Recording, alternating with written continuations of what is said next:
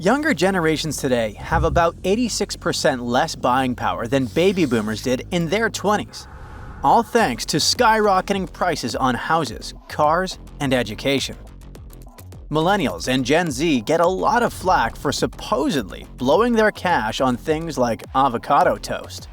But is that really the issue, or are they just dealing with a much tougher economy? See for yourself. Back in 2022, when the average millennial hit 33, the typical US home cost $433,000, while the average household income was only $70,000. At that income, it would take 6.1 years of total earnings to buy a house outright, which sounds not very realistic. It's worse in the UK, where housing costs have been over 9 times the average income for the past decade. Baby boomers, born between 1946 and 1964, lived in a time when life was much more affordable. In 1988, when the average boomer turned 33, the median home price was $110,000, while the median income was $27,000. That's a home-to-income ratio of 4 years, far more manageable. Some boomers could even pay off their homes in just a year or two. So, why is this happening? Unsurprisingly, while inflation has steadily increased, home prices have grown even faster. For example, a $100,000 home in 1990 would cost $377,000 today, far outpacing the cost of other goods and services. Plus, in the 1970s and 1980s, the US population was smaller, and there was less demand for housing. Boomers married earlier, combining incomes to buy homes. At the same time, many millennials and Gen Zers stay single longer and live with their parents to save money. College tuition has more than doubled since the 1990s, and student loan debt has reached a mind-boggling $1.7 trillion. The average loan balance at graduation has tripled to $30,000. No wonder young people have to postpone some serious life decisions, like buying a home or starting a family. And even with more people getting college degrees, wages haven't kept up with the rising cost of living. Starting salaries for graduates often hover around $50,000 to $60,000. That's barely enough to cover student loans, rent, and other expenses. That's not all. Car payments have hit record highs. The average payment is $716 per month, and loan terms stretch up to 69 months. High interest rates make things even worse, leaving many young people drowning in auto loan and credit card debt. A lot of people judge how well they're doing in life by looking at their parents. If your parents had a solid financial situation, chances are you might too. And for a long time, the goal for most families was simple: do better than the generation before. But that's getting harder and harder. Back in the 1940s, about 90% of people ended up making more money than their parents. Fast forward to those born in 1980, and that number has dropped to just 50%. In other words, half of people today aren't out-earning their parents, and that's a big shift from previous generations. So it's not surprising that many people don't feel like they're financially ahead. A CNBC survey found that only 36.5% of adults say they're doing better than their parents. An even larger chunk, 42.8%, say they're worse off. The remaining 20.7% feel like they're in about the same spot. And here's the kicker: those in their prime working years, aged 35 to 65, are feeling the pinch the most. This middle group is really struggling compared to their parents at the same age. They're dealing with skyrocketing home prices, student loan debt, and higher costs of living, all while wages haven't kept up. I can give you a few more examples. Between 2005 and 2014, 97% of households in Italy witnessed their income stagnate or decline. And if we take into consideration taxes and benefits, this number jumps up to 100%, meaning every household was affected.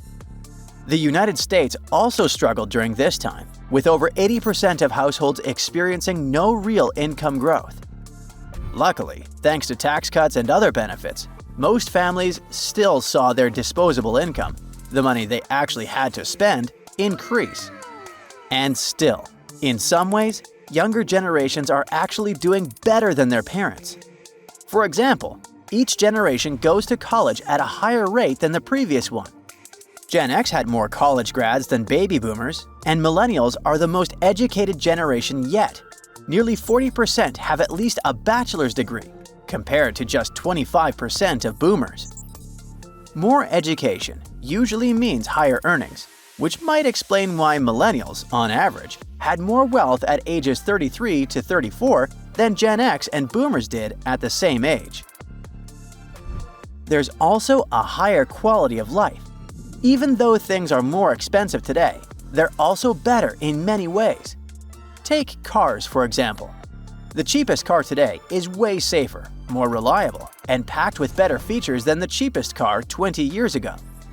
Technology, healthcare, and everyday conveniences have improved drastically too, making life easier in many ways. Younger generations have more freedom and legal protection than their parents did. It wasn't that long ago that people faced fewer rights when it came to salary, housing, and getting loans. Unfortunately, wage gaps and financial barriers still exist. But certain laws have made it easier for younger generations to build wealth and access opportunities that their parents and grandparents struggled to get. Interestingly, parents are still pretty hopeful about their kids' financial future. Yep, even with all the financial struggles people are dealing with today. Let's see.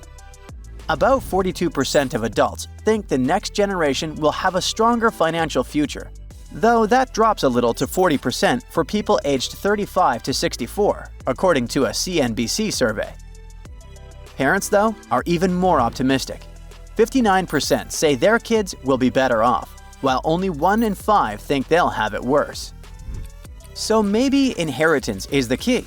After all, plenty of parents are planning to leave their kids a financial boost. Over 75% say they're leaving money in their will. But no, when it comes to what really helps kids succeed financially, inheritance isn't the top priority. Here's what parents think actually makes the biggest difference.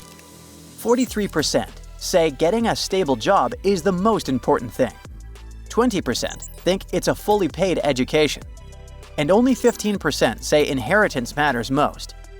In other words, while a little financial help never hurts, most parents believe that a good job and solid education will do more for their kids' futures than just handing them a check.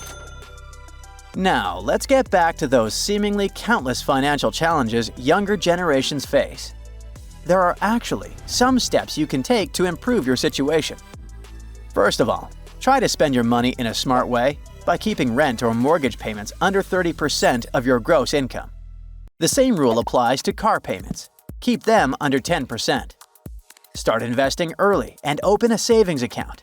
Even $250 a month invested for 40 years might grow to nearly $1 million, thanks to compound interest. Next, switching jobs can lead to salary bumps of 10 to 30%, and it's a great way to boost your income over time.